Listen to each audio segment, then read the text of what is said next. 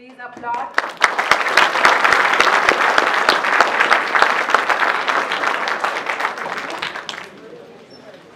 Good morning, everyone. Good morning, ma'am. Thank you, Welcome. each and everyone, for being with us today. Our desire is to extend a gracious and inclusive welcome to our chief guest, the speaker of the day, Major Amit Kumar Verma, and his wonderful team. And I would like to extend a welcome to Naib Subedar Munish Kumar and his wonderful team. Thank you so much for being with us today. I would like to extend a warm welcome to our principals, Dr. Shikha Goel, Principal of Degree College, Dr. Jaiprakash sir from B.Ed College, Dr. Dinesh Gupta from BTech, and thanks guys, and Kuldeep Singh, Dr. Kuldeep Singh from IBM College. Thank you very much.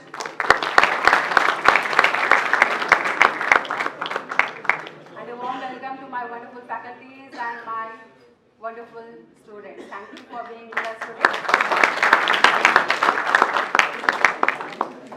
Now I would request our principal, Dr. Shikha Goel, and Dr. Dinesh Gupta to present a green plan to our chief guest.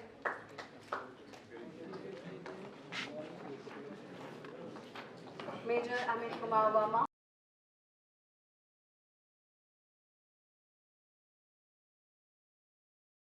All the principals of JCD Vidyapit to escort our chief guest and his team on the stage for the lamp lighting ceremony.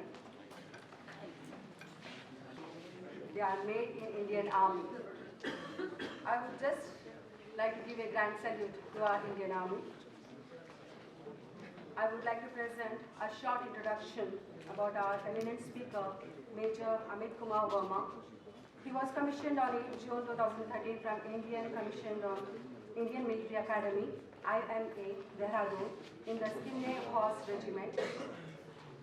The officer has a varied experience of serving as second in command of Independent Reiki Squadron in 33 Armed Division and 31 Armed Division. The officer has also served in counter-insurgency area in Manipur. In the counter-insurgency area, where he was commended twice in Eastern Command, first by Army Commander Commendation Card and later by Chief of Army Staff Commendation Card, while operating in counter-insurgency area. Thank you very much, sir, for being with us. And now presently he is serving as Squadron Commander 14, the Skinde Horse. Thank you very much, sir, for being with us today. And we have a wonderful experience with him.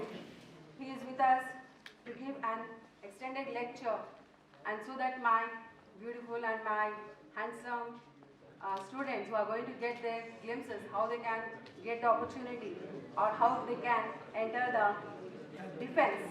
This is the major part that we are gathered here over here. Now I would request our chief guest with proceeding to bless us with his words and experience.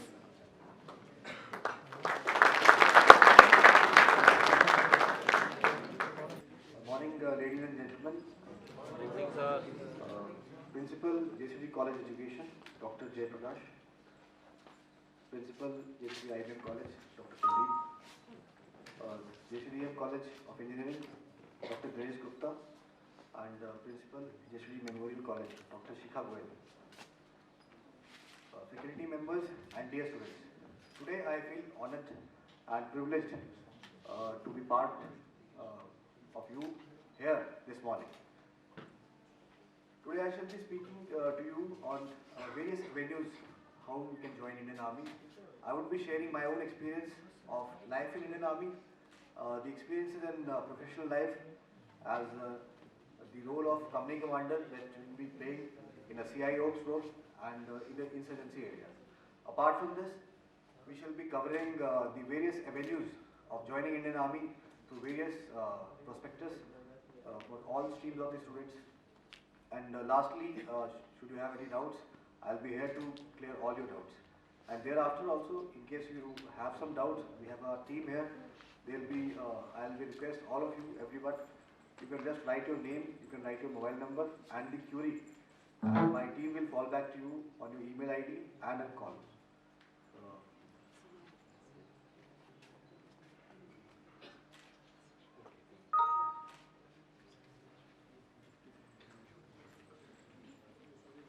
How many of you can understand English clearly? Just raise your hand. Hindi? Hindi? Okay, then I'll be using Hindi and English both so that you can understand. So, Silence, guys.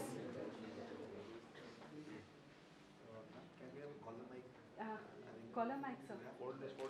Cordless is there, sir. Yeah. Lovepreet.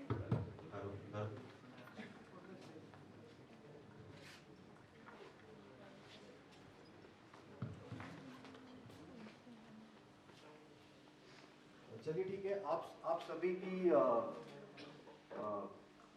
सभी को एक lecture आराम से समझ में आए, इसलिए इस लेक्चर को मैं हिंदी और इंग्लिश दोनों में कवर करूँगा। और मेरी एक कोशिश रहेगी कि आपके तमाम डाउट्स और आपकी अंडरस्टैंडिंग जो है वो थोड़ी सी इस चीज़ को लेकर थोड़ी सी क्लियर हो जाए। अगर आपको कोई भी शक होगा तो आप लास्ट के 15 मिनट में आप ये चीज़ पूछ सकते हैं। ओके। हमेशा फौज में हमेशा बैकअप होता है, क्योंकि फौज में सबसे पहला जो प्लान होता है वही फेल होता है। तो आज हमारा प्लान था कि प्रेजेंटेशन चलेगी पेनड्राइव से, पेनड्राइव नहीं चलेगी, तो बैकअप इज ऑलवेज लैपटॉप, तो लैपटॉप चलेगा, आपकी प्रेजेंटेशन तब पे चलेगी। तो सबसे पहले कितने आप में से ऐसे हैं जो आर्मी ज्वाइन करना चाहते हैं, जो प्लान कर रहे हैं?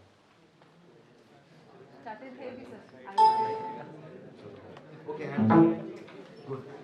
कौन कौन सी क्वालिटीज़ की आवश्यकता पड़ सकती है? एनसीसी स्टूडेंट्स, एक आर्मी में ऑफिसर बनने के लिए आपको कौन कौन सी क्वालिटीज़ आप में होनी चाहिए? Yes, leadership qualities, leadership qualities, leadership,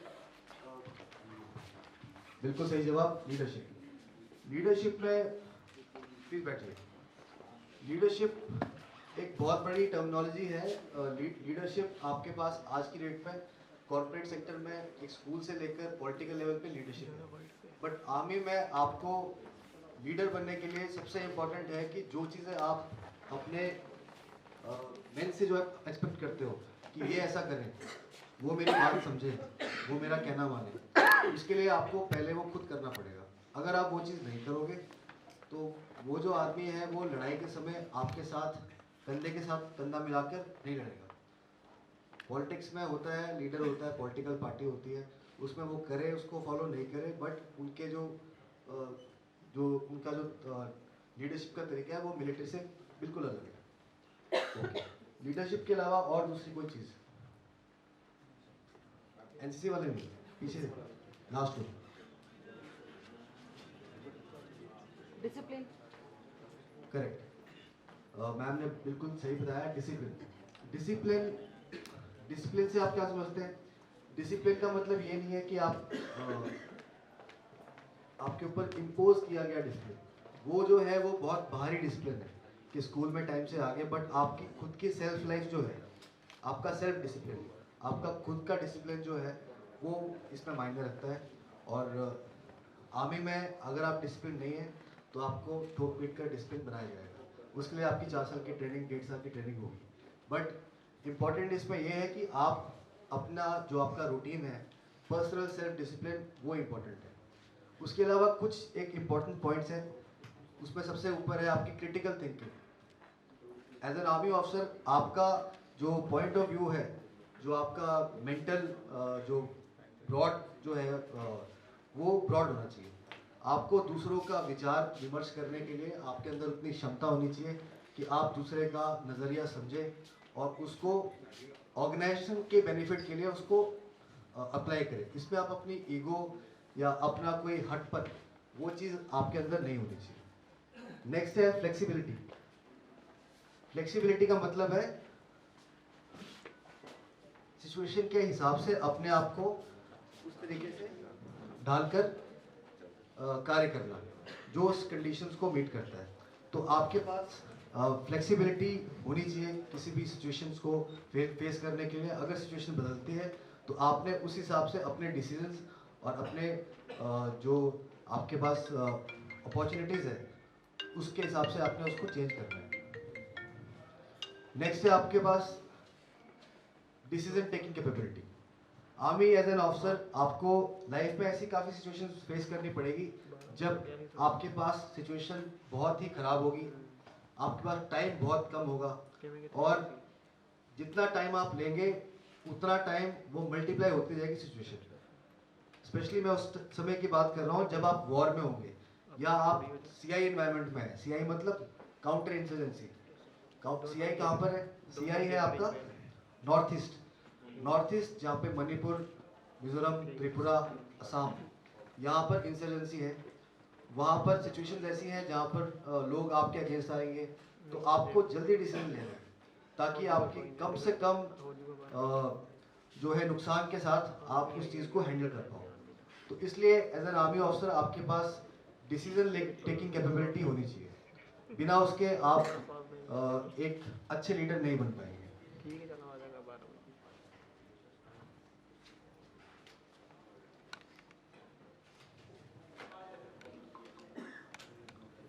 okay,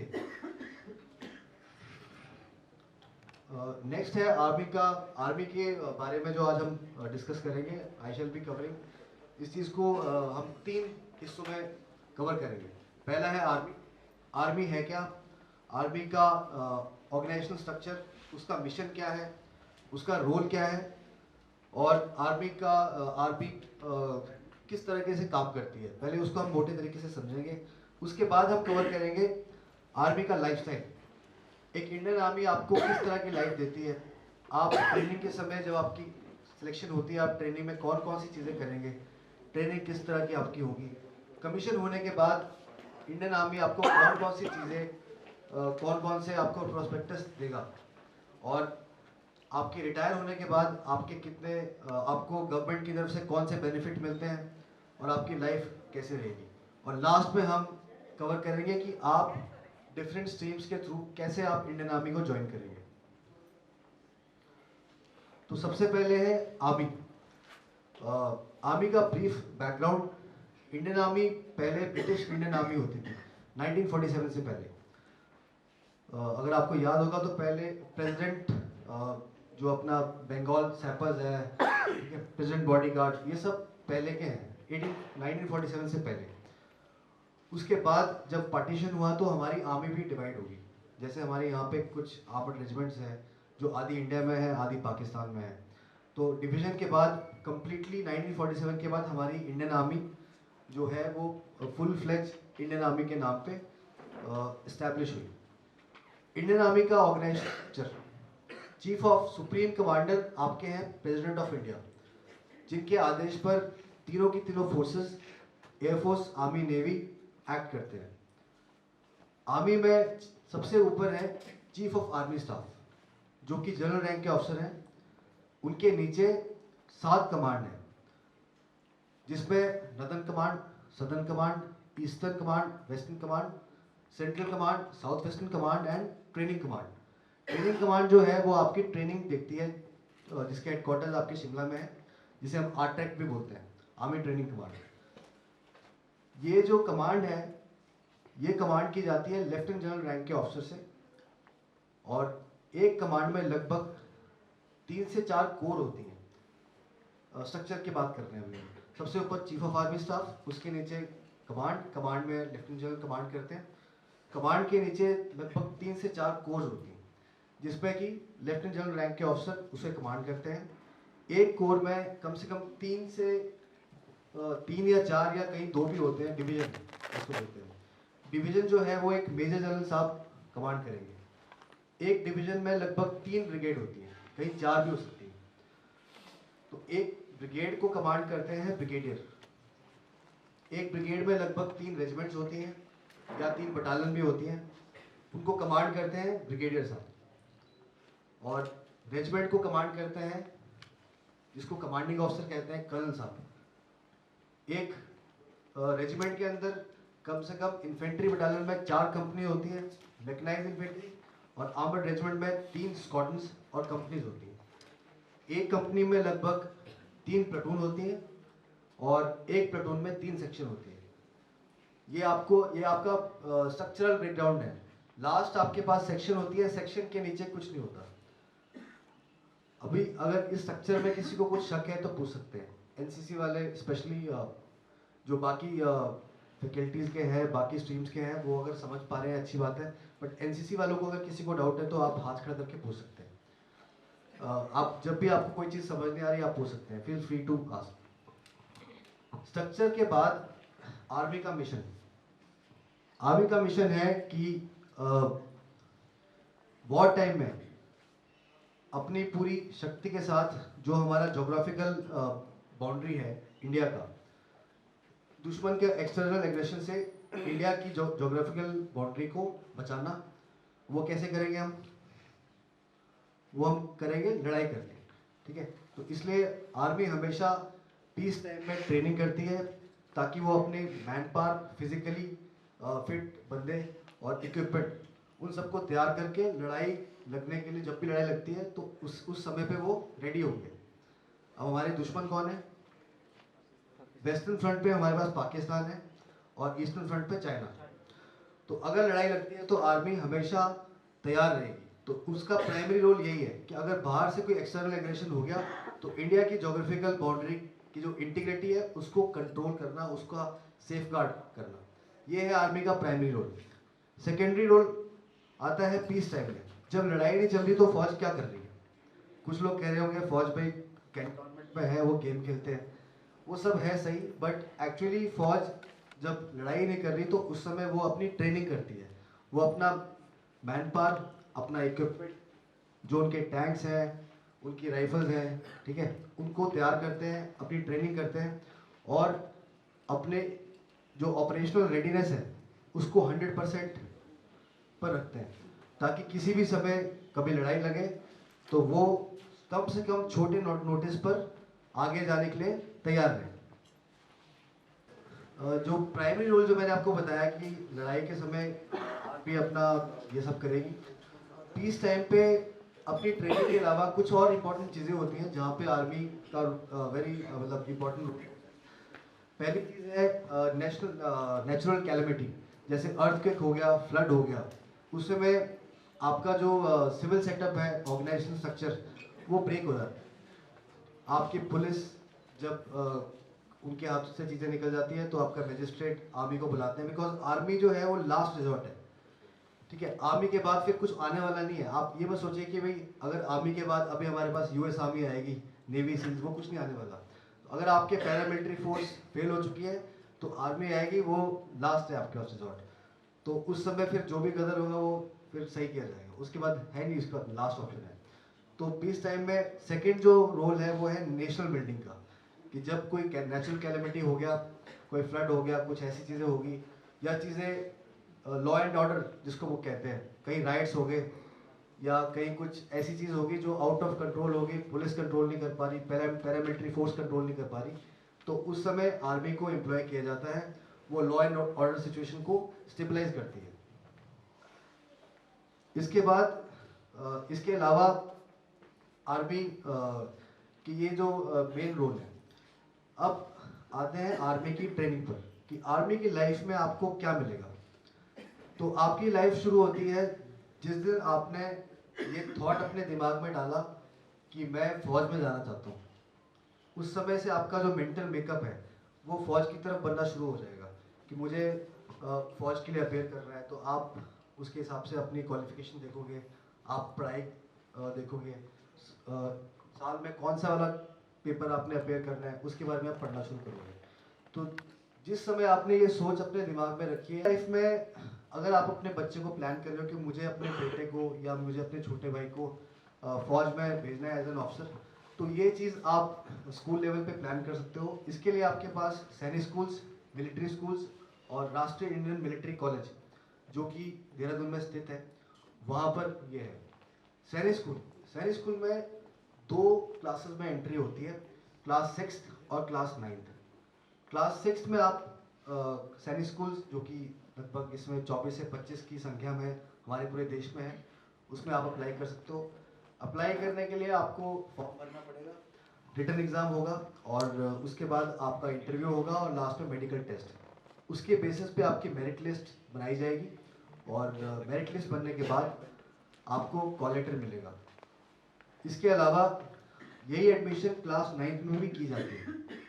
class 9th में एडमिशन होने के बाद RAMC वहाँ पे क्लास 8th में एडमिशन होती है, वहाँ पे क्लास 9th में नहीं होती। तो आप RAMC में क्लास 8th में कर सकते हो। RAMC के लिए पर स्टेट कुछ वैकेंसीज जो है गवर्नमेंट ने डिवाइड कर रखी है। जैसे राजस्थान के लिए 2 हैं, तो हो सकता है हिमाचल के लिए 1 ही वैकेंसी हो। तो हर एक स्टेट से 1-1 वैकेंसी होती है उसमें। उसके अलावा मिलिट्री स्कूल, इन सब के जो सिलेक्शन प्रोसीजर्स है वो सेम है, एक जैसे हैं। आपको रिटन टेस्ट देना है, उसके बाद आपका इंटरव्यू एंड फिर मेडिकल। स्कूल के बाद सबसे पहला आता है NDA। NDA लगभग 16.5 से 18-19 की एज उनकी होती है। NDA में आप अप्लाई कर सकते हैं। पहले आपका रिटन एग्जाम होगा। अगर आपको फ्लाइंग में जाना है, अगर आपको एयरफोर्स नेवी में जाना है, तो आपके पास मैंडेटरी फिजिक्स एंड मैथ्स होना चाहिए।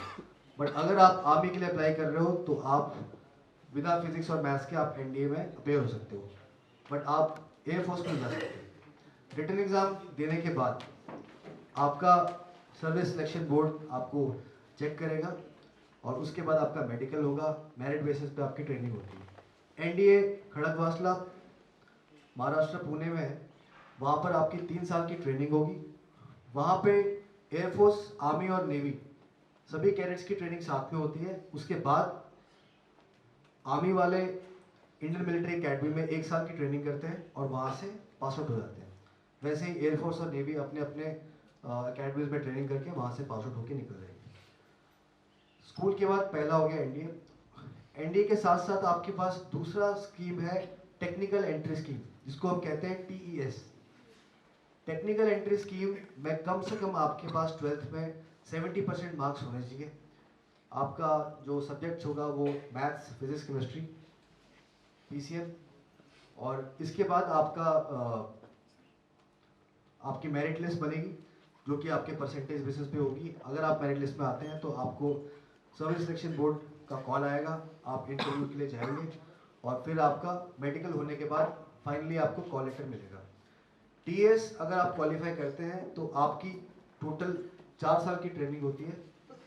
1 साल OTA में और 4 साल आपका CTW कैडेट्स ट्रेनिंग विंग, जो कि 3 जगह है। वहाँ पर जो भी आपको विंग मिलेगी वहाँ आप अपना डिग्री कंप्लीट करके आप इंडियन मिलिट्री अकेडमी से पास आउट होकर अपनी रिस्पेक्टिव जो कोर होगी उसको आप ज्वाइन करेंगे। अब आते हैं जो आज की ऑडियंस जो यहाँ बैठी है, ग्रेजुएट्स, पोस्ट ग्रेजुएट्स, MA जिन्होंने करा हुआ है, MSc कर रखा है, BA कर रखा है, वो लोग कैसे ऐसे ज्वाइन करेंगे। तो आपके लिए 2 तरीके की कमीशन है। पहला है परमानेंट कमीशन, सेकंड है शॉर्ट सर्विस कमीशन। सबसे पहले परमानेंट और शॉर्ट सर्विस होता क्या है। परमानेंट कमीशन का मतलब ये है कि अगर मैं परमानेंट कमीशन के थ्रू आर्मी में जाता हूँ तो मैं आर्मी में पेंशनेबल सर्विस जो है वो लेकर जाऊंगा और कम से कम 20 साल सर्विस करूंगा। और अगर मैं शॉर्ट सर्विस कमीशन लेता हूं तो 10 साल के बाद सरकार या आर्मी मेरे को ऑप्शन देती है कि या तो आप अपनी जो शॉर्ट सर्विस कमीशन है इसको परमानेंट कर लो, या आप इसको 10 साल से एक्सटेंड करके 4 साल तक बढ़ा के 14 साल में आप रिटायरमेंट ले लो। तो जो लोग चाहते हैं कि भाई मैं 10 साल करूंगा उसके बाद मुझे फौज में नहीं रहना, मुझे अपने घर जाना है, तो वो शॉर्ट सर्विस कमीशन ले सकते हैं। पर जिनको लगता है कि नहीं मैं फौज के लिए बना हूँ, मैं फौज में पूरी सर्विस करके जाऊंगा, तो वो अपना परमानेंट कमीशन लेंगे। अब इसमें आते हैं एंट्रीज। ग्रेजुएट लेवल पे आपके अलग अलग एंट्रीज होती है। पहले मैं करूँगा परमानेंट कमीशन, जो 20 साल की मैं बात कर रहा हूँ। उसमें आपकी सबसे पहली एंट्री आती है डायरेक्ट एंट्री। डायरेक्ट एंट्री के लिए आप ग्रेजुएट होने चाहिए, उसमें कोई स्ट्रीम नहीं है, आप बस ग्रेजुएट होने चाहिए। मिनिमम आपके 55% मार्क्स, और उसके बाद आपको कंबाइंड डिफेंस सर्विसेज एग्जाम, जो कि आई थिंक साल में 2 बार होता है, उसकी वैकेंसीज जो नोटिफिकेशन होगी उसमें दी होगी कि आपकी इतनी वैकेंसीज है, आप उसको भरेंगे। उसके बाद अपना आप रिटन एग्जाम देंगे।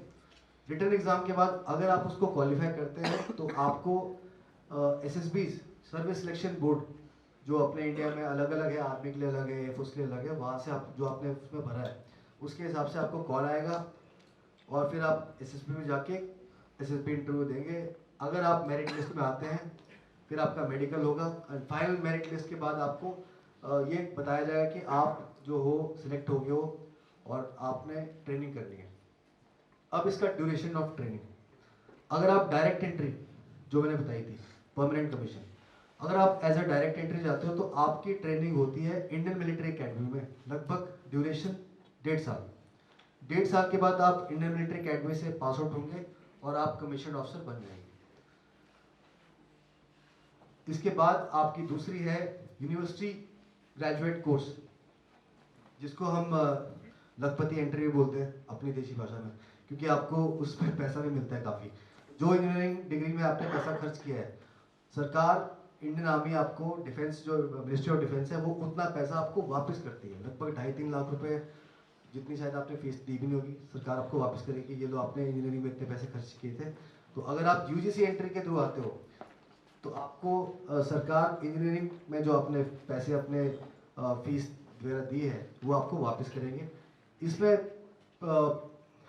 जो ग्रेजुएट होते हैं वो प्री फाइनल या फाइनल ईयर जो उनका ग्रेजुएशन का होता है उन दोनों ईयर में आप अप्लाई कर सकते हो। इसमें आपको रिटन एग्ज़ाम देने की ज़रूरत नहीं है, बट आपको आपका जो कैंपस इंटरव्यू होगा उसके बेसिस पे आपको एक मेरिट लिस्ट वो तैयार करते हैं। अगर आपका नाम उस मेरिट लिस्ट में आएगा तो आपको कॉल एसएसबी से मिलेगा। कॉल आने के बाद आपका इंटरव्यू होगा और सेम मेडिकल वो सब सेम प्रोसीजर। यूजीसी एंट्री वाले उनका ट्रेनिंग टेन्योर है लगभग 1 साल। आपकी ट्रेनिंग ओटीए गया या आईएमए में हो सकती है और उसके बाद आप कमीशन हो जाएंगे। आपका जो कमिश्निंग होने के बाद मोस्ट लाइकली आपको इंजीनियरिंग स्ट्रीम जैसे कि आपका सिग्नल्स हो गए, ईएमई हो गया आर्मी में, इंजीनियर्स हो गया, वहाँ पर आपको कमीशन मिलेगा। इसके बाद नेक्स्ट आपका है टीजीसी टेक्निकल ग्रेजुएट कोर्स।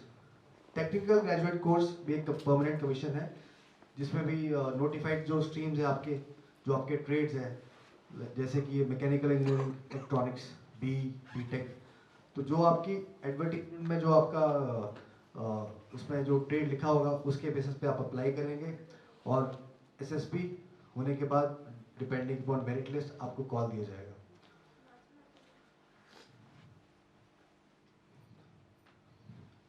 इसके अलावा short service commission. Short service commission में सबसे पहले आता है आपका यूएस एंट्री।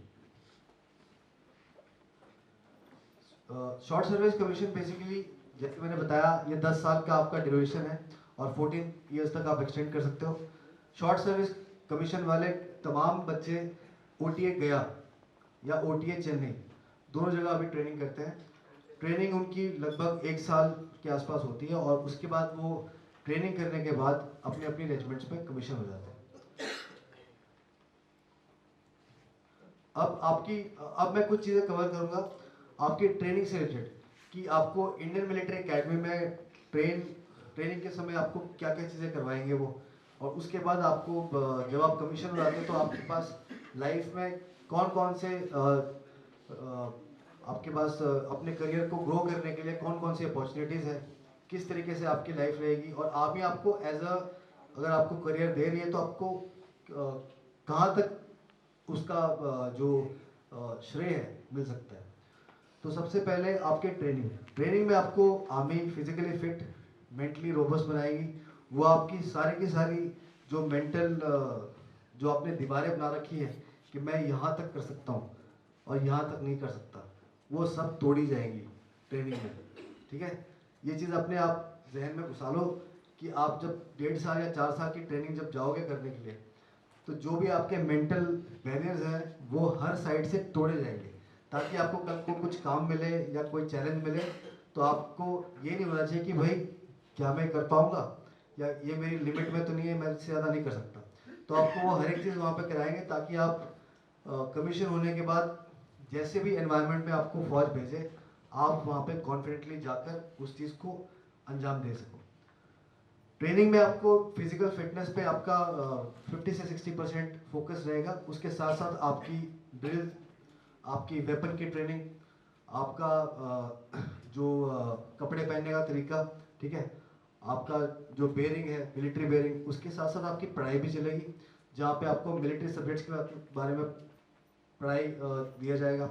और साथ साथ में आपका social etiquettes, cultural etiquettes, military manners, ये सब चीज़ें आपको वहाँ पे सिखाई जाएगी।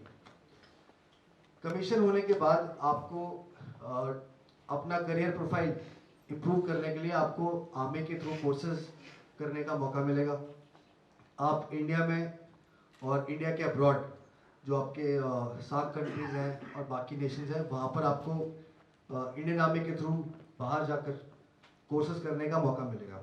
इसके साथ साथ आपके पास फैमिली लाइफ होगी, ठीक है। आप CI एरिया, पीस एरियाज तो आपको मालूम है, पीस एरियाज का मतलब जहाँ पर कोई इंसर्जेंसी नहीं है, डिस्टर्बेंस नहीं है, वो सब इलाकों में आपके पास हर एक जगह फैमिली अकोमोडेशन है, जहाँ पे आप अपने फैमिली, अपने पेरेंट्स, ठीक है, अपने घर वालों को अपने साथ रख सकते हो। उसके अलावा जो CI एरियाज हैं जहाँ पर आप अपनी फैमिली को स्पेशल SF अकोमोडेशन में आप रख सकते हो। उसके अलावा आर्मी में आपको कई फैसिलिटीज़ मिलेंगी। उसमें सबसे इम्पोर्टेंट है आपकी कैंटीन फैसिलिटी, जिसको हम CSD फैसिलिटी कहते हैं, जो कि आपको आप और आपके डिपेंडेंट्स को वो मिलेगी। उसके अलावा आपके पास मेडिकल फैसिलिटी, जिसमें आपका मेडिकल जो है पूरा कवर किया जाता है। साथ में आपके डिपेंडेंट्स का मतलब है आपके माता पिता, आपके वाइफ और आपके बच्चे। आपके चाचा और आपके चाची इसमें इंक्लूडेड नहीं है, ताया, मामे का लड़का, ये सब नहीं होगा उसमें। आपका ब्लड रिलेशन, आपका 1 स्टेप अप एंड 2 स्टेप या 1 स्टेप डाउन, आपके पेरेंट्स एंड आपके वाइफ एंड किड्स, तो ये आपके इंश्योर्ड है। इसके अलावा इंश्योरेंस, आर्मी में आपका आर्मी ग्रुप इंश्योरेंस फंड होता है, जिसपे आपका पहले से ही इंश्योर्ड है। इनकेस आपको कुछ हो जाए तो फौज आपको आपके डिपेंडेंट्स का ध्यान रखती है।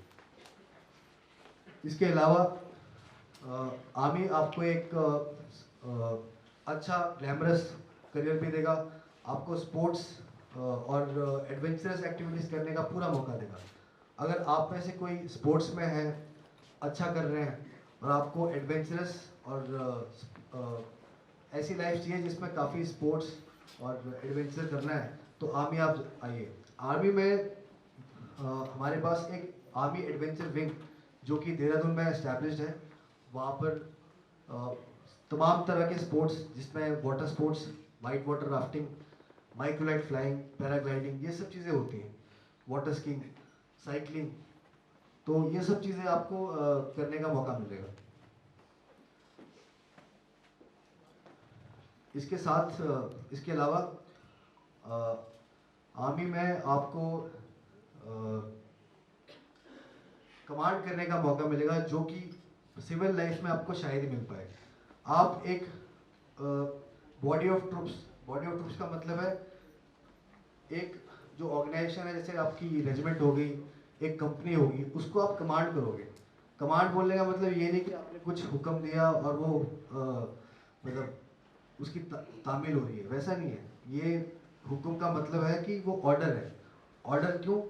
क्योंकि उस ऑर्डर को लड़ाई के हिसाब से देखा जाता है कि कल को अगर यही चीज़ मैं आपको अपने जवानों को बताऊंगा तो क्या वो लड़ाई के समय ये काम कर पाएगा। तो आपको आपका जो भी ऑर्डर, आपकी ट्रेनिंग जो होती है वो लड़ाई को ध्यान में रख के होती है, ताकि कल को लड़ाई चले और ये चीज़ें आपको ग्राउंड पे करना पड़े तो आपके जो मैन हैं, जो आपके अंडर कमांड है, वो उस चीज़ को बेखूबी उसको कंप्लीट कर सके। आई थिंक ये प्रेजेंटेशन काफ़ी टाइम ले रही है लगने में, तो सारी प्रेजेंटेशन में जो बोल की चलो। Yes, we are open for the queries. Should you have any doubts, you can shoot. आप अपने सवाल पूछ सकते हैं, जो भी आपके डाउट्स हैं मैं कोशिश करूँगा कि उसको मैं best of my abilities and effort I try to clear it. Please. बच्चा है कोई स्टूडेंट है बीटेक का, एज लिमिट क्या है सर उसके लिए? मैं तो आसामी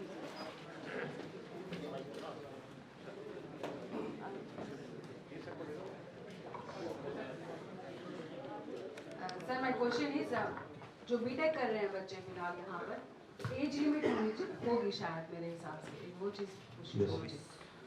ओके, मैम ने बिल्कुल सही सवाल पूछा है कि बीटेक के बच्चों के लिए एज लिमिट क्या है।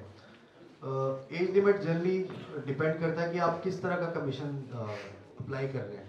आजकल एज लिमिट जो है वो 20 से 25 या 27 तक है। इसको कंफर्म करने का बेस्ट तरीका है, आप जॉइन इंडियन आर्मी वेबसाइट करके है, उसको आप नोट कर लीजिए। जॉइन इंडियन आर्मी वेबसाइट है, उसको आप ओपन करिए। उसमें जो आप स्ट्रीम देख रहे हो या आपने अपना एलिजिबिलिटी क्राइटेरिया डाला होगा कि मेरा ये स्ट्रीम है, मैं परमानेंट कमीशन देखना चाहती हूँ या मुझे ये करना है, तो उसके हिसाब से उसमें नोटिफिकेशन होगी और उसमें सब लिखा होगा कि भाई आपकी एज बिफोर कमीशनिंग इतनी तारीख से पहले इतने साल आपके होने चाहिए, तो वो आपको उसमें मिल जाएगा।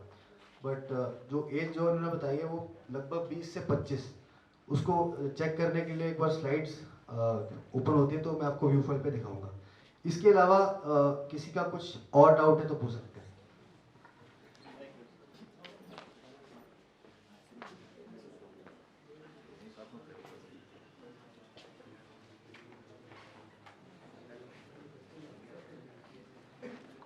हेलो सर, मैं इंजीनियरिंग कॉलेज प्लीज अपना सवाल रिपीट करिए।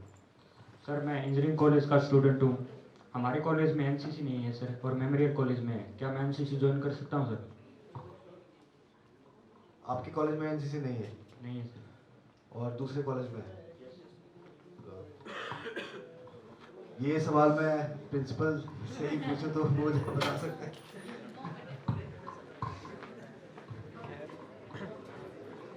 ये बहुत अच्छा सवाल है बेटा, और वर्मा जी ने बहुत अच्छे ढंग से आपको इसके बारे में एक्सप्लेन किया है।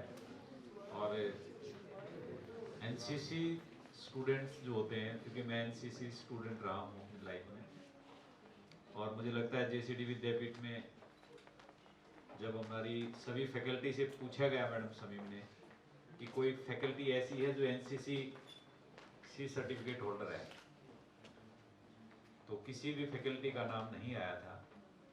तो उस टाइम मुझे भी बड़ी अजीब सी लगी कि भाई जब हम साइंस स्टूडेंट होते हुए भी एनसीसी किया, और यहाँ पे इतनी फैकल्टी आर्ट्स की भी है हमारे पास, किसी के पास सी सर्टिफिकेट नहीं है।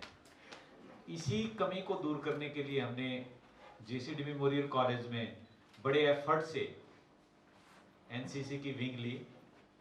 बहुत इसमें हिसार हमें चक्कर लगाने पड़े, और आज हम फख्र से कह रहे हैं कि भाई आज मेरा जो बिल्कुल गर्दन है ऊपर है कि भाई इंजीनियरिंग के स्टूडेंट ने ये डिमांड की, और आगे हम कोशिश करेंगे कि इंजीनियरिंग कॉलेज में भी एक ऐसा समय आएगा कि एक एनसीसी नई विंग हम जेसीडी मेमोरियल कॉलेज में भी शुरू करेंगे, इंजीनियरिंग कॉलेज में। रही बात आपके जेसीडी मेमोरियल कॉलेज की यूनिट से आपका संबंध इंजीनियरिंग कॉलेज का हो सकता है या नहीं, तो एज पर यूनिवर्सिटी नॉर्म्स बेटा वी हैव 6 कॉलेज हमारे कैंपस में हैं, और सारे कॉलेज अलग अलग यूनिवर्सिटी से भी एफिलिएटेड हैं। सभी के अपने अलग एक क्वालिफिकेशंस, एलिजिबिलिटी अलग अलग हैं। तो इंजीनियरिंग कॉलेज का बच्चा मेमोरियल कॉलेज में विंग में नहीं जा सकता, उसके लिए कॉलेज को ही एनसीसी विंग शुरू करनी पड़ेगी। और आपका कॉलेज इंजीनियरिंग कॉलेज तो बहुत सौभाग्यशाली है कि सबसे पहले एनएसएस की यूनिट आपके कॉलेज में ग्रांट इन एड थी। जब मैं 2004 में जब यहाँ पे आया जेसीडी विद्यापीठ में, तो ओनली वन कॉलेज जिसमें कि एनएसएस की ग्रांट इन एड विंग है, अब भी है। आपको पता नहीं होगा, बहुत सारे बच्चे इसमें लगभग 50 की यूनिट होती है, तो आप में से मुझे लगता नहीं कोई स्टूडेंट इवन, क्योंकि जब मैं भी एनएसएस का मेरिट होल्डर हूँ उस टाइम पर, तो इसके फायदे बहुत हमें मिलते थे। एनसीसी का जैसे मुझे भी पेरेंट्स ने कहा कि आप साइंस के स्टूडेंट होकर के एनसीसी क्यों कर रहे हैं, आपके आर्मी में जाएंगे। और जब हम आर्मी को देखते हैं इस तरह के कपड़े और शूज बिल्कुल ब्लैक, सवेरे अपना पूरी उससे डिसिप्लिन में रह करके, चलने में डिसिप्लिन, बोलने में डिसिप्लिन, समय में डिसिप्लिन, हर चीज़ में जो एक आर्मी पर्सन होता है वो अपने आप में पहचान होती है उसकी। तो यही हमारी भी इच्छा थी कि भी साइंस हो, टेक्नोलॉजी हो, कोई भी साइंस का स्टूडेंट है वो भी इसमें पार्टिसिपेट कर सकता है। तो इसीलिए लाइफ में जिसने अगर डिसिप्लिन सीखना है तो उसने कम से कम, अगर मेमोरियल कॉलेज की हमारी एनसीसी विंग है, इसी को आप देख करके एक बार इनसे मोटिवेट हो करके, क्योंकि आज ये एक्सटेंशन लेक्चर करने का जो हमारा मेन उद्देश्य है वो मोटिवेशन देना है आपको कि इस तरफ आर्मी की तरफ आप मोटिवेट हों, और जो यंग है हमारा यूथ है जो बेरोजगारी की तरफ हमें बड़ी, जैसे ही ग्रेजुएट होते हैं हम तो बहुत हमारे सामने बेरोजगारी है, तो उस रोजगार को देने का भी एक अच्छा तरीका है। और आजकल जो अभी मैंने बात की थी वर्मा जी से, तो इसका जो हमारा स्केल है 7th पे कमीशन जो आया है उसमें आर्मी में बहुत ही रिस्पेक्टेबल, बहुत जैसे टीचिंग में है ऐसे ही आर्मी के भी स्केल हैं, बहुत अच्छे स्केल हैं। तो आप स्टूडेंट्स इसमें पार्टिसिपेट करें, और आर्मी के लिए सीडीएस वगैरह की तैयारी जो करते हैं ग्रेजुएट स्टूडेंट, और इंजीनियरिंग में बहुत स्कोप है, कंपटीशन भी बहुत ज़्यादा नहीं है, और बीबीए के बच्चे, एमबीए के बच्चे हैं तो वो भी मैनेजरल स्किल आपके अंदर सभी के अंदर, तो आप भी उसमें कोई भी ग्रेजुएट स्टूडेंट है, ही और she can appear for the interview और टेस्ट जो रहते हैं। और मैं सभी स्टूडेंट से, जितने स्टूडेंट यहाँ बैठे हैं, क्योंकि 4000 बच्चों में से अगर यहाँ जो स्टूडेंट आए हैं हमारे बीच में, तो वो जो एनसीसी के स्टूडेंट्स ने जिसने यूनिफॉर्म डाली हुई है, फख्र से अपना जो सीना है वो तान करके बैठे हैं, क्योंकि यही एक आर्मी हमें सिखाता है। एक आर्मी का जो स्टूडेंट है, एक एनसीसी कैडेट है, वो हमारे, और मैं सभी एनसीसी जो ऑफिसर हैं मिस्टर शैलेंद्र, उनको भी मैं कहूँगा कि भाई पूरे कैंपस में ये माहौल बन जाए कि हर कॉलेज, क्योंकि मैं तो सबसे पहले शुरू करता अपने एजुकेशन कॉलेज में, बट इसका जो 3 ईयर का कोर्स रहता है तो हमारा 2 ईयर कोर्स है ड्यूरेशन, इसीलिए बच्चा जो है वो अपीयर नहीं हो पाता, उसमें सर्टिफिकेट नहीं मिल पाता। स्कूल टाइम में जिसके पास ए सर्टिफिकेट है, बी सर्टिफिकेट और सी सर्टिफिकेट ऐसे मिलते हैं, स्कूल टाइम में ए होता है, फिर बी होता है। और कॉलेज लाइफ में आपका जब 2 कैंप आप अटेंड कर लेते हो तब आपको ये एक रिटन टेस्ट देना पड़ता है, और रिटन टेस्ट देने पर इमरजेंसी के अंदर आपकी बहुत, जैसे अभी कोरोना हुआ तो उसमें हमारी 2 विंग को बहुत याद किया गया, एनसीसी विंग और एक हमारी नर्सिंग विंग थी जो, और इसके अलावा जो डॉक्टर्स हैं इंटर्न जो कर रहे थे उनको भी सरकार ने जॉब देने का बहुत बेड़ा उठाया।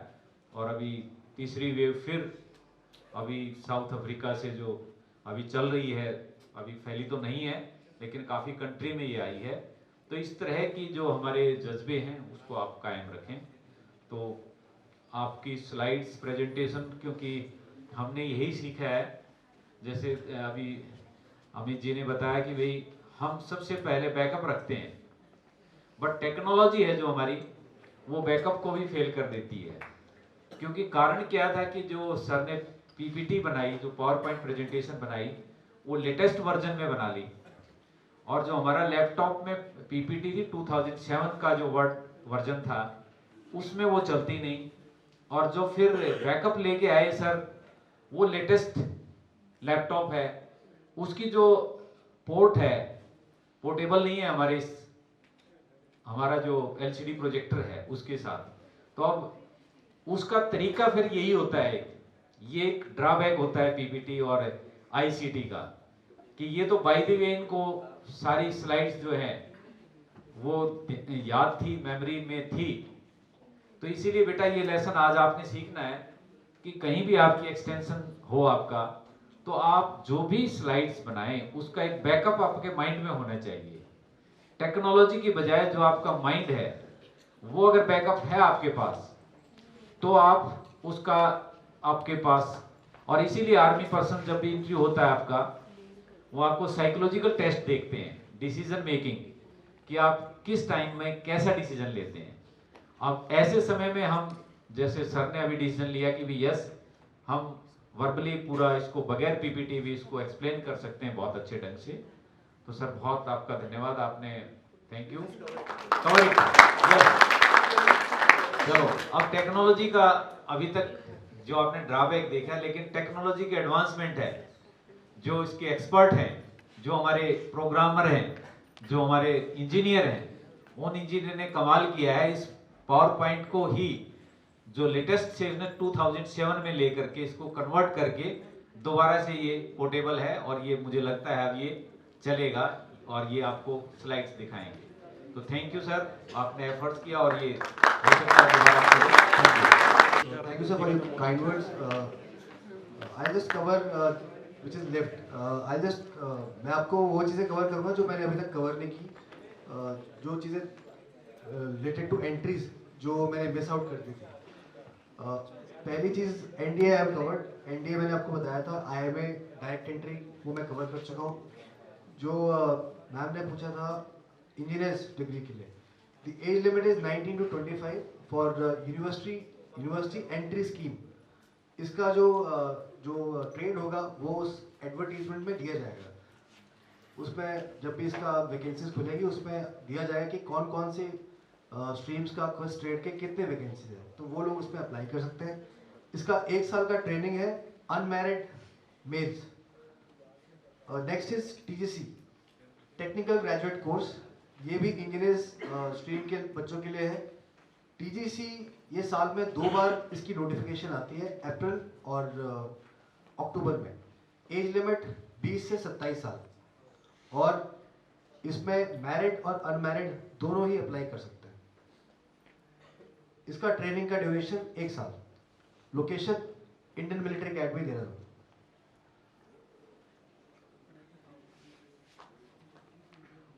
नेक्स्ट है short service commission non technical JAG. Non technical मतलब जैक इज जज एडवोकेट जनरल, स्पेशली ये लॉ के बच्चों के लिए है।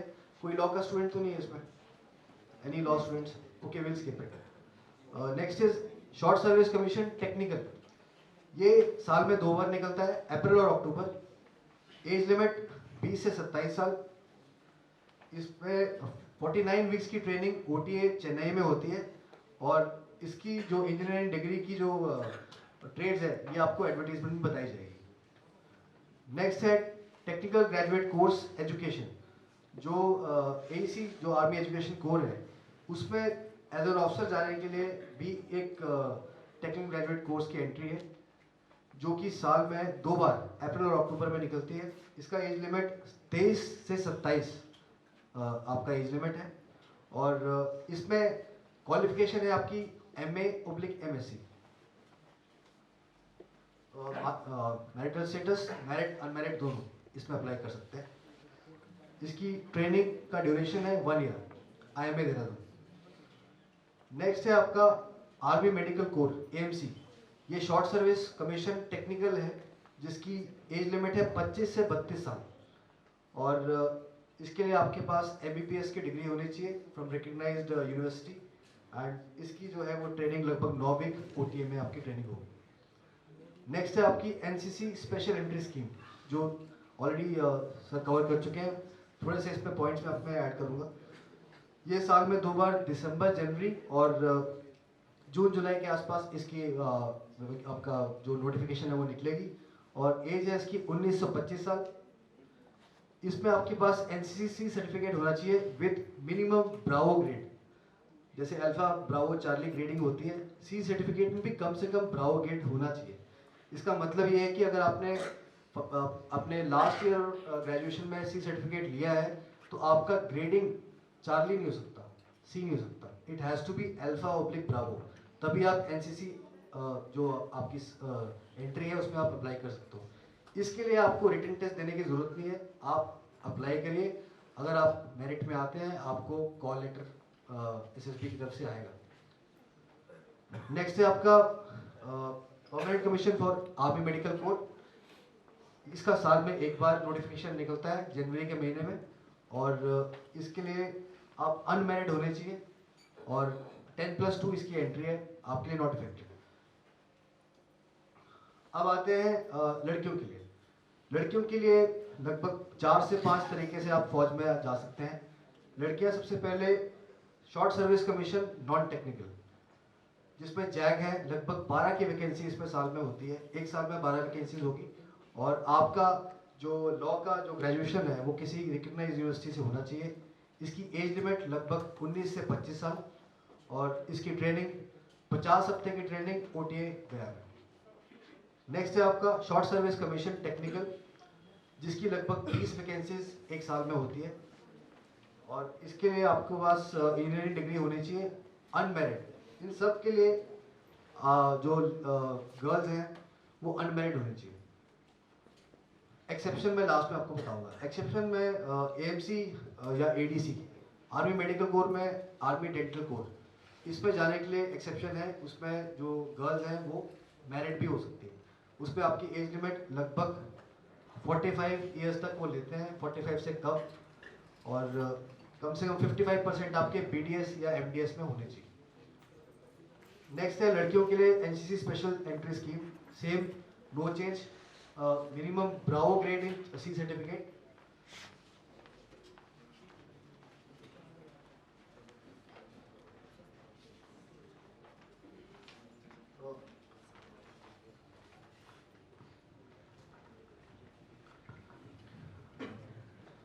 ब्रॉडली मैंने लड़कियों और लड़कों दोनों के लिए कवर किया है। आपको अगर इसमें डिटेल्स और जाननी है तो आप अपना एक पेपर पे नाम, number, mobile number, email ID लिख के आप दे सकते हैं। उसको हम क्लैरिफाई करके रिक्रूटमेंट जो सेल है उससे आपको जवाब देंगे। दूसरा सबसे इम्पोर्टेंट चीज़ जो अब मैं बताने वाला हूँ, जो आपके लिए अफेक्टेड है, वो है short service selection board, SSB. जो भी आप में से जाएंगे वो एसएसबी आपको उनको देना पड़ेगा। तो एसएसबी के लिए थोड़ा सा जो गाइडलाइन वो ये है कि आपका लगभग एसएसबी 1 से 5 दिन के ड्यूरेशन का होता है। फर्स्ट डे आपका प्रिलिमिनरी होगा स्क्रीनिंग, जिसपे आपको पीपीडीटी, एक पिक्चर परसेप्शन और डिस्क्रिप्शन टेस्ट होता है, जिसमें आपको एक स्लाइड दिखाई जाएगी, आप उस पर स्टोरी लिखेंगे और आपका ग्रुप डिस्कशन होगा, और साथ ही साथ आपका रीजनिंग टेस्ट भी होगा। अगर आप डे 1 में मेरिट लिस्ट में आते हैं तब आप बाकी का एसएसबी देंगे। तो इसलिए ये है कि आप अपनी सोच पॉजिटिव रखिए, आप अपना अप्रोच सही रखिए। आपको कोचिंग वोचिंग की कोई ज़रूरत नहीं है, थोड़ा बहुत गाइडलाइन चाहिए, वो डेफिनेटली आपको अपने सीनियर से, फैकल्टी मेंबर से आपको मिलेगी। सेकंड है डे 2 से लेके 5 तक। डे 2 से 5 तक आपके 3 तरह के टेस्ट होते हैं। पहला टेस्ट है आपका साइकोलॉजिकल टेस्ट, दूसरा है ground tasking, and third is interview. Psychological test में आपको इंटरव्यूइंग ऑफिसर जो होता है, साइकोलॉजिस्ट जो होगा, वो आपको अलग अलग टेस्ट देता है। उन टेस्ट के नाम है VAT. VAT is word association test. उसका मतलब ये है कि अगर आपको मैं वर्ड दूं तो आप अपने आप को कैसे एसोसिएट करते हो उसके साथ। अगर मैंने आपको दे दिया सपोज किल, तो कोई लिखेगा कि हाइजीन किल्स समथिंग एल्स, दूसरा लिख देगा कि भाई I want to kill somebody, तो दिस इज साइकोलॉजी। तो आपको अपना साइकोलॉजी जो है पॉजिटिव रखनी है। तो वर्ड एसोसिएशन टेस्ट है वैसे ही बाकी टेस्ट होते हैं जिसको बोलते हैं एसआरटी, सिचुएशन रिएक्शन टेस्ट। आपको सिचुएशन देंगे, आप उसमें रिएक्ट करेंगे। उसके बाद आपका टैट होता है, थीमेटिक एप्रिसिएशन टेस्ट। उसके बाद आपका पीपीटीटी होती है, picture perception and description test. तो साइकोलॉजिस्ट आपको रिटन एसेस करेगा, जो आप लिखेंगे उसके हिसाब से वो आपकी एक पर्सनैलिटी बनाएंगे। उसके बाद उसके साथ साथ आपके ग्राउंड टास्किंग होंगे, जिसमें आपकी कमांड एबिलिटीज देखेंगे, आपकी रियल लाइफ एप्लीकेशन देखेंगे, और आपको लेक्चरेट दिए जाएंगे, टॉपिक्स दिए जाएंगे जिसमें आपने बोलना है, कवर करना है। और उसके अलावा आपका सबसे इम्पोर्टेंट चीज़ है इंटरव्यू। आपने ध्यान ये रखना है कि आपने जब आपका चलता है वहाँ पे आपने बहुत ज़्यादा नहीं बोलना है, बहुत कम नहीं बोलना है, आपने क्रक्स बोलना है। 2-3 पॉइंट जो कि रिलेवेंट है वो दे के आपने बैठ जाना है। और कोई अगर वैसा बोल रहा है तो उसको सपोर्ट करना है आपने, लड़ना नहीं है वहाँ पे। क्योंकि वहाँ पे आपकी सबसे इंपॉर्टेंट क्वालिटी दिखती है social adaptability, willingness to accept points of others. वो साथ में करते करते आपने अपने पॉइंट्स भी रखने हैं। ये नहीं कि वहाँ पर चिल्ला रहे हो, झगड़ा करना है। अगर आप वो करोगे तो आप नहीं होगे। डे 1 में ये इंपॉर्टेंट बात है। कमिंग टू डे 2, अगर आप ये क्लियर करते हो you will go to stage 2, जिसपे कि आपका पूरा एसएसबी होगा, साइकोलॉजिकल टेस्ट होगा, सब कुछ होगा। सेकेंड है आपका साइकोलॉजिकल टेस्ट, जो मेरी तरफ से मेरी रिकमेंडेशन ये है कि आप किसी भी की साइकोलॉजिकल की कोचिंग मत लेना। होता है क्या कि साइकोलॉजिस्ट के पास आप जाओगे, अगर साइकोलॉजिस्ट की खुद की साइकोलॉजी जो है वो आपके ऊपर वो थोप देगा, आपका खुद का जो पर्सनैलिटी है वो पूरी डिस्टॉर्टेड हो जाएगी। तो आप अपने आप को पहले असेस करो, स्टोरी को असेस करो, कैरेक्टर्स कैसा है, मूड कैसा है, क्या सिचुएशन है, और जो फोटो आपको दिखाई है उस फोटो को कोशिश करिए कि वो फोटो कहीं स्टोरी के सेंटर में आए, शुरू में बिल्कुल या लास्ट में नहीं आना चाहिए। ऐसा लगना चाहिए कि पिक्चर वो फिट हो रही है, आपकी जो मेन स्टोरी है वो सेंटर में आनी चाहिए कि भाई ताकि वो थोड़ी सी रियलिस्टिक लगे। और उसमें स्टोरी जो भी आप बना रहे हो वो सुपरमैन स्टोरी नहीं होनी चाहिए कि वो आया और 10 लोगों को ऐसे मुक्का मारा और चला गया, ठीक है। बड़ी रियलिस्टिक स्टोरी होनी चाहिए, सोशल स्टोरी होनी चाहिए जो आप कर सकते हो। अगर आप उसमें सुपरमैन, स्पाइडरमैन बनोगे, शक्तिमान बनोगे तो मुश्किल हो जाएगा।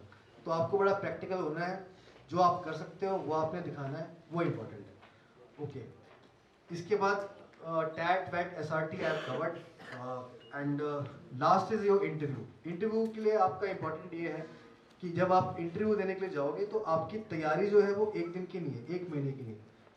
इंटरव्यू आपकी खुद से लड़ाई है, इस चीज़ को आप नोट कर लो, कहीं भी करना है। आपको अपने बारे में पता होना चाहिए, हर एक चीज़ कि मेरी अच्छाई क्या है, मेरी बुराई क्या है, मेरी कमियां क्या है, ठीक है, मेरे घर में कौन अच्छा है कौन बुरा है, विद लॉजिक। हर एक चीज़ के साथ आपको उसका लॉजिक होना चाहिए कि अगर मैं ये कर रहा हूँ तो मैं क्यों कर रहा हूँ। अगर मैं दाल की रोटी नहीं खा रहा, मैं सब्जी के साथ खा रहा हूँ, तो सब्जी और दाल का लॉजिक क्या है, वो लॉजिक आपको पता होना चाहिए। विदाउट लॉजिक कुछ नहीं होना चाहिए। अगर मैं वाइट शर्ट पहन रहा हूँ तो वाइट क्यों, ब्लैक क्यों नहीं पहन रहा, समझ रहे हो। तो आपको हर एक चीज़ के पीछे लॉजिक ढूंढना है और उस तरीके से आपने अपनी सोच रखनी है। अगर आप ये कर रहे हो, इस तरीके से कर रहे हो तैयार, तो आप इंटरव्यू क्लियर कर लोगे। बाकी I will not take much time, thank you so much. Because of technical issues presentation नहीं हुई, but I have covered maximum जितने भी इसमें पॉइंट्स थे। एंड आपको जो भी डाउट होगा, मेरी टीम यहाँ पर है, मुनीर साहब, आप उनको अपना नंबर लिख के दीजिए, अपना email ID, mobile number, will come back to you. जो भी आपके डाउट्स हैं विल क्लियर करें। Thank you.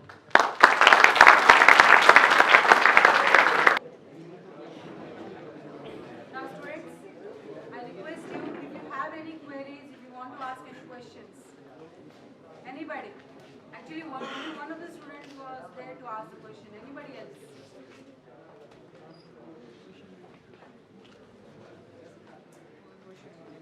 Guys?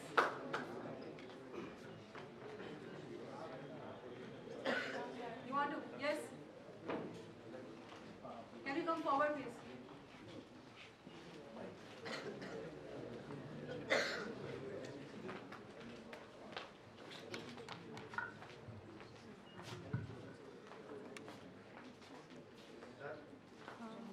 Please.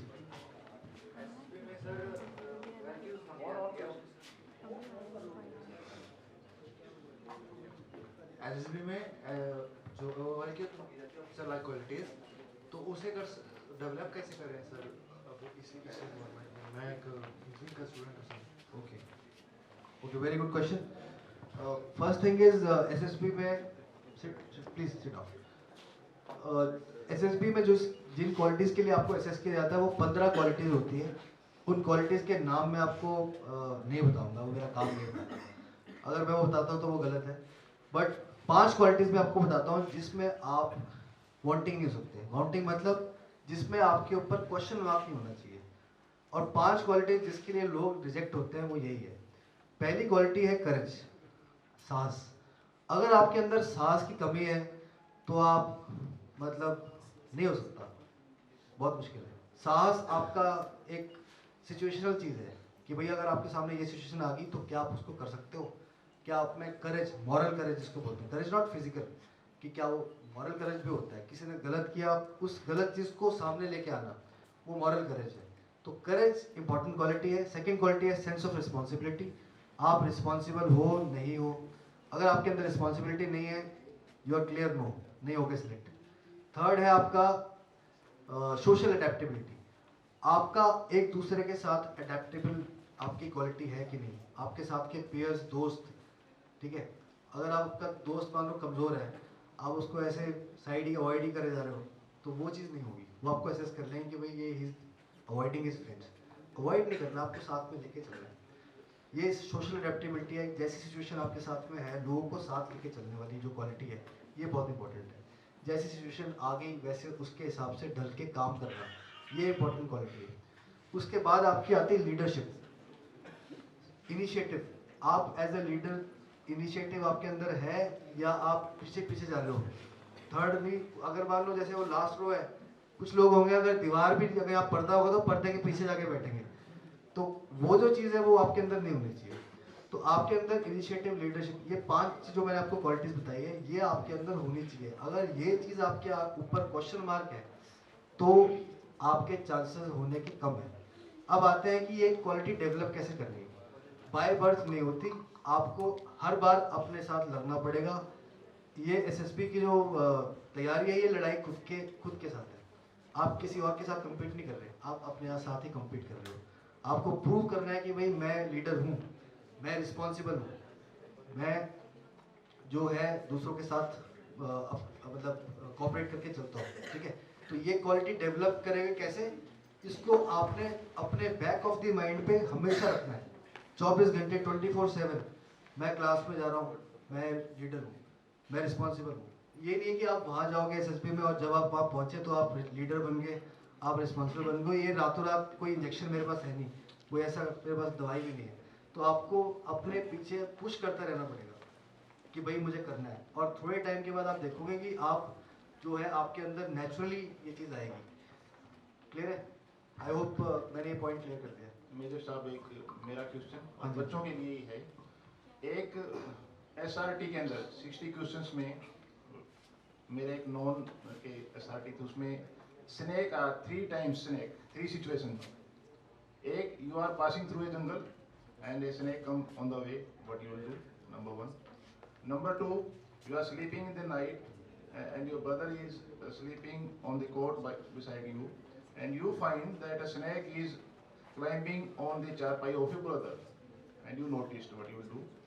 And third, in the midnight you find a snake is hanging with the ceiling fan, what you will do? 3 situations. Will you kill all the snakes, or what you suggest? Okay. So I think sir is taking my test. Okay, I'll give my reply. The first situation was कि I am going through the jungle and I find a snake. In this situation, we are going to the snake's house. Snake is not coming to us, so I will try to avoid, because there are so many things. If you are passing through jungle, you are actually at the wrong place, wrong time. So you have to avoid it till the time it is coming on to you, killing you. So there are so many things that are going to come. You should avoid it. This is what my reaction is.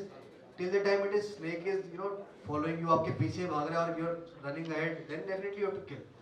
Second is जो बताया था कि the snake is beside you.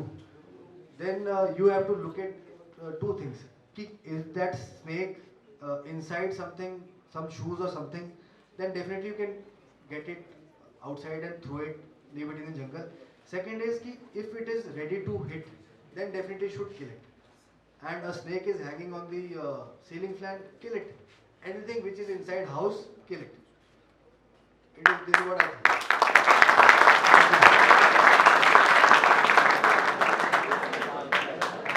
Anybody else?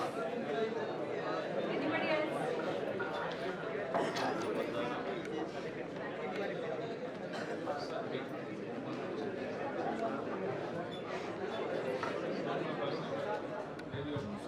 Okay, please maintain. Yes.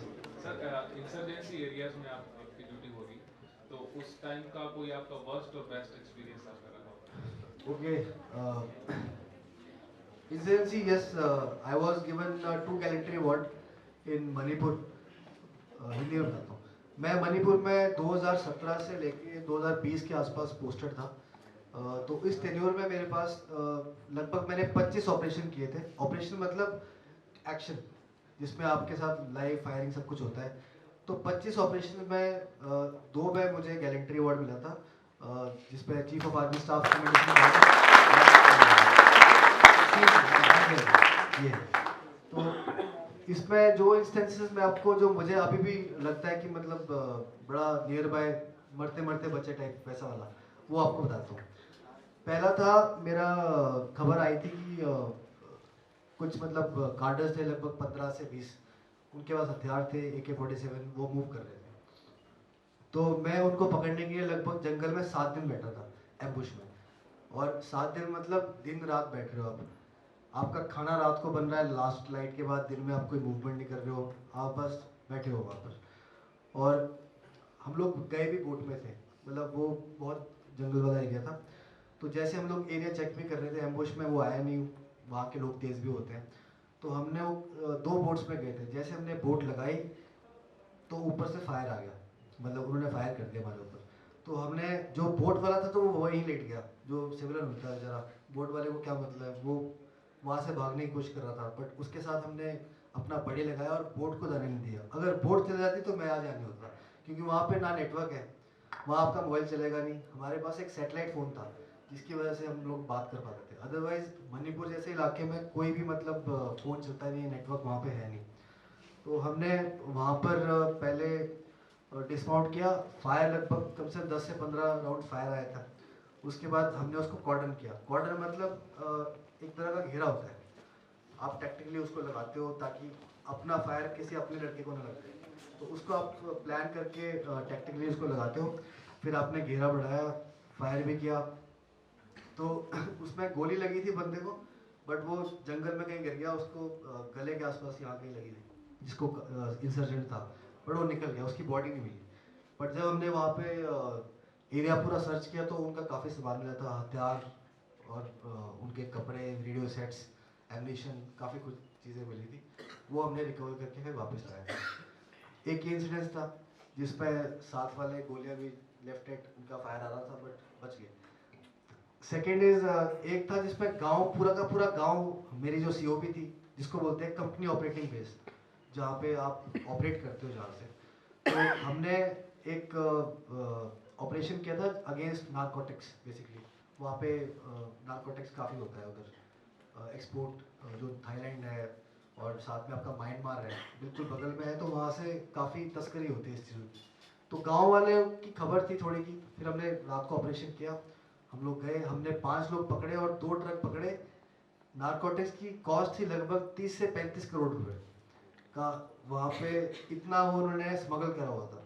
तो जब वो पकड़ के लेके आए तो सुबह तक मेरे को ऑर्डर्स नहीं मिले कि भाई उनको निकालो। वहाँ पॉलिटिकल प्रेशर बिल्डअप हो गया कि रुको ये है, क्योंकि उसमें पॉलिटिक्स भी काफ़ी इन्वॉल्व होती है, वो मुझे मेंशन करना नहीं है। तो वहाँ पे पूरा गांव आ गया, मतलब रोड पे लेट गए वो लोग सब कि अब कैसे लेके जाओ। तो ये मेरे पास सबसे खतरनाक रियल लाइफ सिचुएशन, जिसको एसआरटी बोलते हैं, वो यही थी कि आप कंपनी कमांडर हो, आपके सीओपी के अंदर आपने लोगों को पकड़ा हुआ है, आपके पास ये है, और गांव के लोग जो है रोड में लेटे हुए हैं, वो जाने नहीं दे रहे, और आपको शाम को 6 बजे तक ऐसी चीज़ें जमा करनी है पुलिस स्टेशन में, आप क्या करोगे? तो मैंने उस समय क्या किया, मैंने गाँव वालों को बुलाया चाय के लिए अंदर, अपने पास जैसे ये हॉल है ना वैसे, तो मैंने फर्स्ट क्लास पकौड़े शकौड़े बनवाए उधर, चाय चूहे तैयार करी, सब कुछ किया, और फिर उनको बोला कि भाई गाँव वालों को बुलाओ। सुबह 2 बजे के आके बैठे थे, तो उनको भूख लग रही थी, मैंने बुलाया उनको, बात करने के लिए बुलाया। तो सारे गांव वालों को मैंने अंदर बुलाया और चाय वाय पिलाई, पकौड़े वकौड़े खिलाए। कुछ लोग थे बाहर, और जैसे वो लोग आए अंदर, मैंने कर दिया दरवाज़ा बंद और गाड़ियाँ निकाल दी वहाँ से चुपचाप पीछे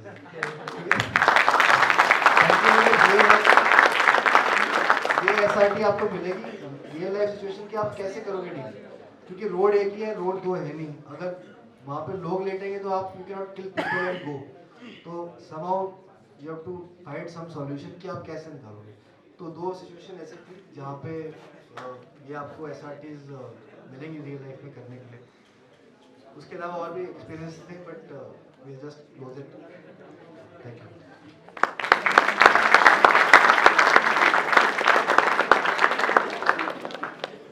Thank you very much, sir. It was an honor to have this great experience with you, sir. Now, we will proceed to the end of the session. I would request our principal, Dr. Kuldeep Singh and Dr. Jaiprakash sir, to please honor our guest today with presenting the memento.